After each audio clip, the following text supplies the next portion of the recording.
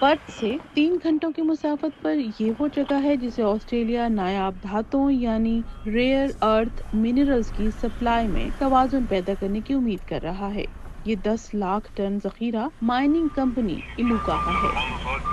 Australia के पास दुनिया में इन क्रिटिकल मिनरल्स के चंद सबसे बड़े जखायर हैं, लेकिन उन्हें निकालने का अमल महंगा और पेचीदा है। दुनिया में इसकी तमाम तर सप्लाई का जिम्मा फिलहाल सिर्फ एक मुल्क के पास है।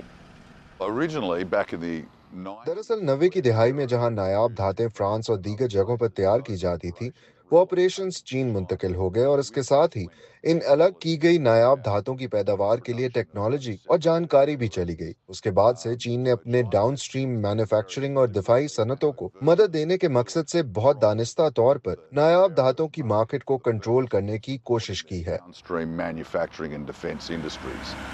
ऑस्ट्रेलिया की हुकूमत एक रिफाइनरी बनाने के लिए इलूका को $1 बिलियन का कर्ज दे रही है। वो चीन की कीमतों और सप्लाई पर कंट्रोल को कम करना चाहती है। बीजिंग की बरामदात पर हालिया पाबंदियों ने दुनिया भर में बड़ी कारें बनाने वाली कंपनियों और दिफाई मैन्युफैक्चरर्स के ऑपरेशंस को मुतासिर किया है। इसकी वजह से कुछ को अपनी पैदावार मुकम्मल तौर पर रोकनी पड़ी है। The open international market, अहम मादनियात और नायाब धातों की ओपन इंटरनेशनल मार्केट एक सराब है। इसका वजूद ही नहीं है, और इसका वजूद इसलिए नहीं है क्योंकि इन सब का एक ही सप्लायर है। लिहाजा हम या तो हाथ पर हाथ धरे बैठे रहें और इस सूरत हाल को कायम रहने दें, या हम इस मार्केट का मुकाबला करने के लिए यहाँ नायाब धातों की सनत को फरोग देने की जिम्मेदारी उठाएं। competes with that market.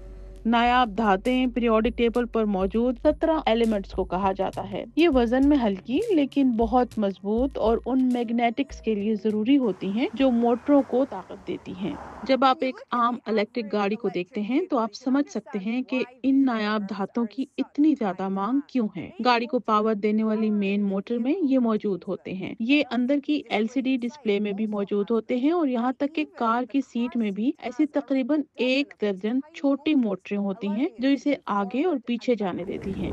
चीन में कई सालों तक नायाब धातें निकालने की वजह से माहौल को नुकसान पहुंचा है, जिसके नतीजे में केमिकल और ताबकार फुजला पानी की नदियों और नहरों में शामिल हो गया है। इस वजह से शहर और वहाँ के मकीन दिहाइयों से कमजोर कवानीन की कीमत चुका रहे हैं। ये वो मसला है जिससे ऑस्ट्रेलिया को भी निमटना होगा। पहले इस बात को वाज़ेह कर लेते हैं कि धातु की कोई भी सनत मुकम्मल तौर पर शफाफ नहीं है।